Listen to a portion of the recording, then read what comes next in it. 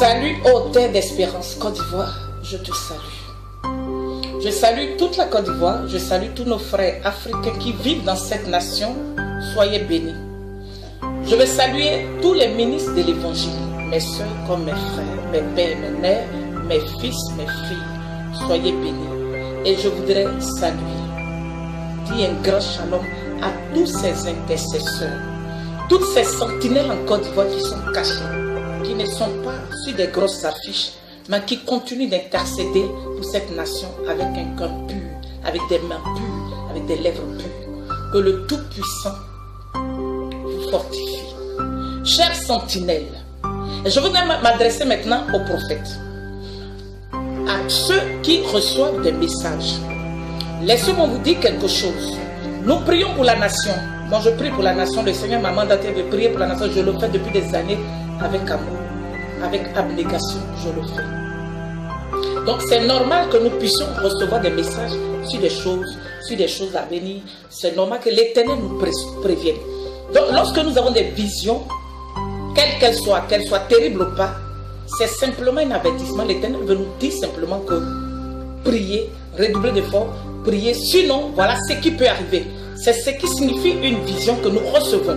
Donc, quand on reçoit la vision, notre rôle, ce n'est pas de s'aimer la psychose. Il y a deux choses à faire après avoir reçu un tel message, une telle vision. Les deux choses à faire, premièrement, il faut intercéder, supplier le Seigneur pour dire, Seigneur, s'il te plaît, éloigne cela de nous. Deuxièmement, il faut évangéliser. Je parle de l'évangile pur, l'évangile de Sa Majesté Jésus-Christ. Parce que lorsqu'il y a des calamités, c'est parce que Dieu n'est pas content. Et si Dieu n'est pas content, c'est qu'il voudrait que son peuple revienne à lui. Il voudrait que les hommes reviennent à lui.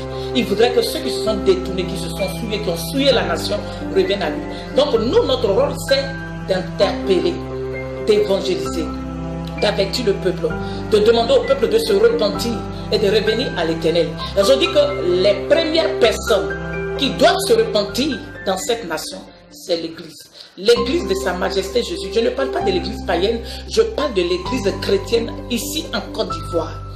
Et tout le monde a péché. Les politiciens, les guides religieux, les chrétiens, tout le monde a péché. Donc, nous devons tous nous repentir pour le salut de la nation. Donc, évitez d'affoler les gens parce que tout le monde n'a pas la même compréhension, tout le monde n'a pas la même foi et tout le monde n'a pas la même maturité. Tout le monde n'est pas mature.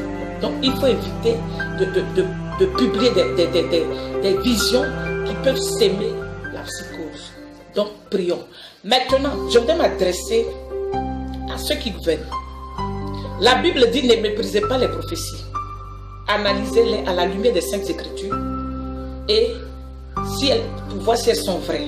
Mais n'insultez pas les prophètes et n'emprisonnez pas les prophètes. Vous ne pouvez pas arrêter le Saint-Esprit. Parce que même si on emprisonne un prophète, le Saint-Esprit va toujours susciter des personnes pour parler. Donc, vous les gouvernants, ce qu'il y a lieu de faire, c'est de vous ressaisir, de vous repentir et de vous tourner vers des prophètes, vers l'Église pour demander qu'est-ce qu'il y a lieu de faire. Ce qu'il y a lieu de faire, premièrement, c'est la repentance. Demandez pardon à Dieu. Demandez pardon à Dieu, se ressaisir. Parce que la menace est réelle. Mais il faut chercher à purifier la nation par des actions, par une repentance sincère. Et donner des espaces aux chrétiens pour qu'ils puissent faire des prières nationales, faire des repentances nationales. Alors, je bénis le Seigneur. Pour tous ceux qui vont voir la vidéo, s'il vous plaît, essayez de partager.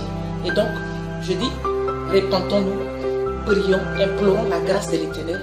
N'insultez pas les prophètes, ne les emprisonnez pas. Mais cherchez plutôt la face de l'Éternel. Que le Seigneur nous bénisse. Et que Dieu bénisse la Côte d'Ivoire. Et je crois que si nous prions, le même Dieu qui a sauvé Ninive peut sauver la Côte d'Ivoire. Ninive n'a pas méprisé la prophétie. Ninive a pris la prophétie au sérieux et Ninive s'est repentie. C'est pour cela que Dieu a sauvé Ninive. Alors Côte d'Ivoire, ne méprise pas les prophéties. Prends les avertissements au sérieux. Répands-toi et Dieu va te sauver. C'est le nom puissant de Sa Majesté Jésus. C'était le prophète Epsiba, sentinelle établi sur cette nation.